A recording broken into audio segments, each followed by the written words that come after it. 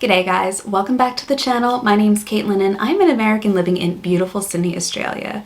And one of the things, love it or hate it, that I've seen walking around Australia are mullets. Yes, that business in front, party in the back haircut that should have died with the 80s. In my opinion, personally, I can't stand mullets. I've never found them to be attractive. I don't think they're cool. I don't think they're iconic. I think they're a little gross. But then again, that is just me. I am a child of the 90s. This is past the 80s mullet stage, and mullets are making a huge comeback, not just in Australia, but all around the world. So BBC put together a little presentation, Australia's love affair with the mullet. So let's learn a little bit about the mullet in Australia. So grab a bicky, grab a cuppa, maybe grab a pair of scissors, and let's get right into this video.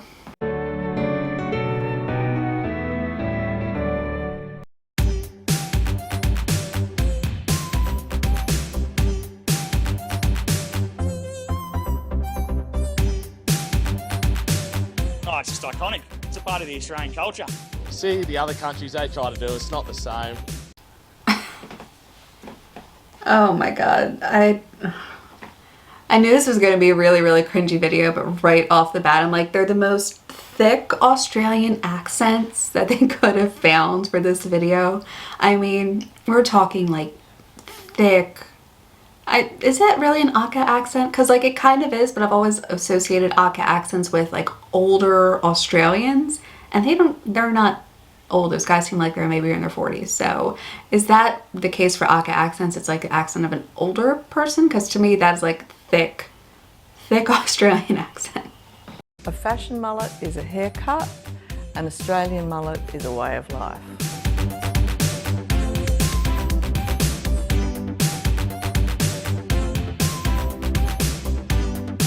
I think it's got something to do with a bit of the rat bag in us.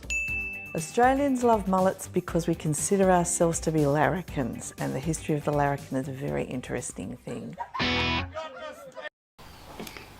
A larrikin is a cheeky rule breaker, but that's not the original meaning, which will be interesting because people have called my husband a larrikin all the time, and I always thought it was like, he has this funny sense of humor about him. He's always cracking jokes. He's always trying to make people smile and make people laugh. That's just part of him and his personality. That's what I thought a larrikin was.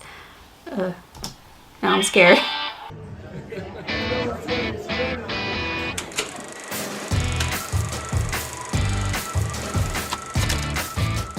The larrikins used fashion as a form of rebellion, and the mullet really can be seen in Australia to be a descendant from the extreme self-made hairstyles of the larrikins.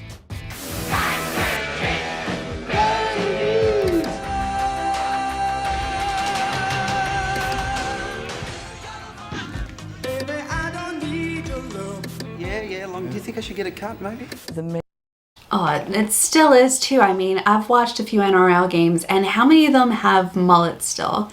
And what's frustrating is that, like, I've seen a couple calls where it looks like people were grabbing on somebody's hair, and like, they weren't. It's just a very awkward position and angle. And so this is a little bit of an NRL, and why don't they make players put their hair up in like a man bun or something if they're going to keep it that long for games?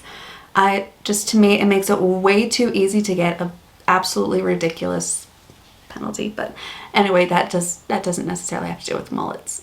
I can't believe that this has come back from the 80s. And they are everywhere here in Australia. I've seen little kids with mullets, I've seen women with mullets, and obviously I've seen plenty of men walking around with mullets. Funny enough, you see a lot more of them walking around the shops in the suburbs than you do in places like the CBD. But yeah, mullets are just everywhere over here. Meaning of the mullet here very much linked to Australianness, to flamboyance that we enjoy celebrating. So in the 21st century, the mullet represents a kind of fond, ironic reclamation of an Australian identity past.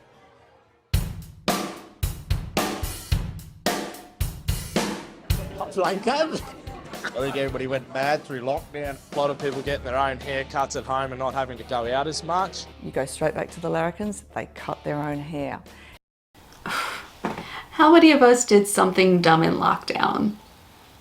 I mean, that doesn't mean you need to keep the mullet around. I'm just saying that's something that could have stayed in the 80s, but Just something about it, I don't know what it is, maybe because I didn't grow up around it, but just the look of it is so cringy. Like, for some reason I'm just picturing like 80s Billy Ray Cyrus whenever I see one of these. What happened when we were all in lockdown? We cut our own hair.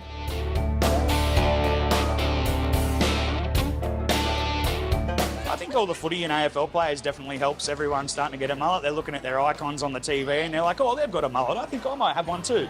Since everyone on social media has been getting them, it's just picked up and now everyone wants one. You just see them everywhere now. It's good. They're the sickest thing you could ever have as a haircut.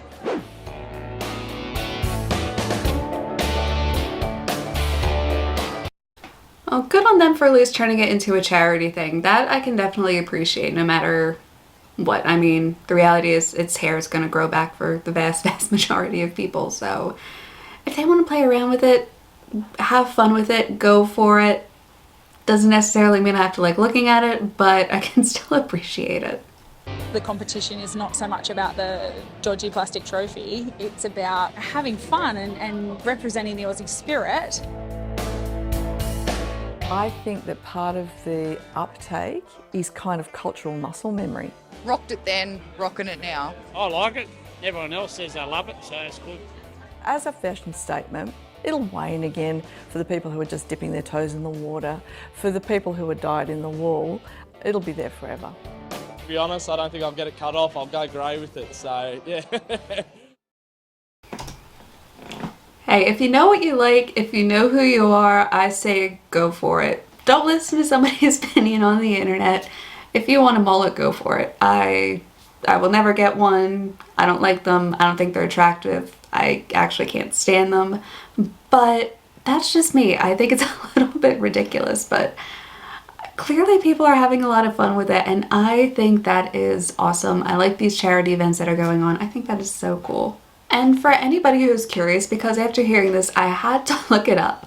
So yes, Mullet Fest is actually a thing. Apparently they're having a grand final in Hunter Valley in December of this year.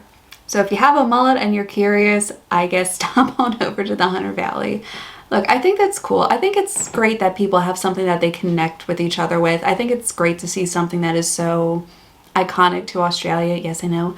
A lot of Americans like to think that we created the mullet back in the 80s, even though that's not true. It is definitely an Australian icon, an Australian hairstyle. I think it's just great to see people connecting over something like this. Something so strange and bizarre and quirky and harmless at the end of the day. So that's it for this video, you guys.